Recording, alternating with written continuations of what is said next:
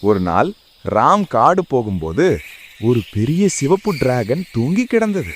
ஆனா அது baby snore மாதிரி கத்துறது. "ஹிர், பூ, ஹிர்." அந்த டிராகனின் மூக்கிலிருந்தும் சின்ன சின்ன புகை வட்டங்கள் பிசு பிசு பிசு வெளியே வந்தது.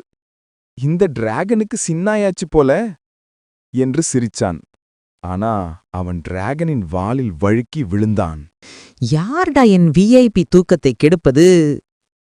ராம் அப்படியே நடுங்குறான். நான் நான் நான் ஒரு தூங்குறவனை டிஸ்டர்ப் பண்ண மாட்டேன். ஆனா நீயே ஒரு லாரி மாதிரி சத்தம் போட்டு தூங்குற. சரி, டீல் பண்ணலாமா? என் கத்தல் ஸ்னோர்ஸ குறைக்க ஒரு பப்பாளி கொடுத்துட்றியா? இதென்ன டிராகன் பப்பாளி ஃபேனா? டிராகன் பப்பாளி சாப்பிட்டதும் உடனே மியூட் மோட் ஆகிருச்சு.